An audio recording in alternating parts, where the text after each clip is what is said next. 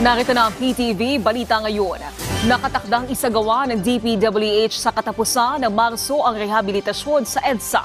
Sa abiso ng DPWH-NCR, uumpisahan ang rehabilitasyon sa pahilagang bahagi mula Quezon City, Caloocan boundary patungong monumento. Samantala, tiniyak naman ng DPWH na mananatiling operational ang EDSA bus carousel na pansamantalang ililipat sa katabing lane. Mananatili ding bukas ang EDSA bus stations para sa mga commuter.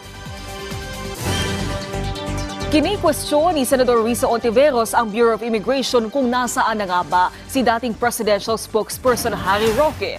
Batay sa pinakahuling ulat ng BI Intelligence Division, sinasabing nagtangkang lumipad si Roque patungong Estados Unidos pero naharang siya sa Japan. Sa kasalukuyan, hindi patukoy ng BI ang eksaktong kinaroroonan ng dating opisyal. Matatandaang may nakaambang arrest order laban kay Roque sa Kamara dahil sa umano'y kaugnayan niya sa illegal na pogo operations sa bansa.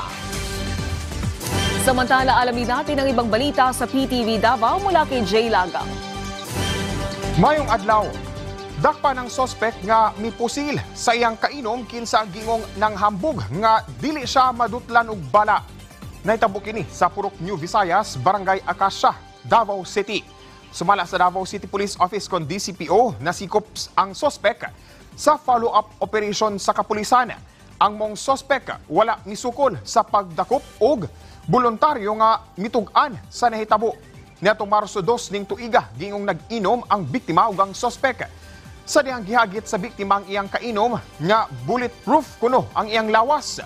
Tungod niini mikuha ang sospek og airgun nga dunay bala ug gipusil ang biktima sa tuhod. Ang sospek kasamtangang anana sa kustudiya sa Mandug Police Station. Sikop sa Joint AFP-PNP checkpoint sa Barangay Lasang, Bunawan District, Davao City, si alias Jezreel, 48 anyos nga taga Purok 1, Poblasyon, Lianga, Surigao del Sur. Nakuhaan kini og kapin 2.45 grams sa gituang shabu nga mukantidad. Sa kapin 16,000 pesos pasado alas 3 sa kadlawon niadtong adlawng Lunes, Marso 3 ning tuiga. Nakuha sa gikan kaniya ang kalibre 45 nga pistola nga dunay balang buhi. Gidala na ang dinakpan ug ang mga ebidensya sa Bunawan Police. Mag-atubang kini sa kasong pagsupak sa Republic Act No. 9165 kon Comprehensive Dangerous Drugs Act of 2002. Ang operasyon resulta sa mas gipahugtan nga seguridad sa matag entry point sa syudad sa pagpanguna sa Task Force Davao ug Davao City Police Office. Ug mo kadto ang mga nagunang balita dinhi sa PTV Davao. Ako si Jay Lagang. Mayong adlaw.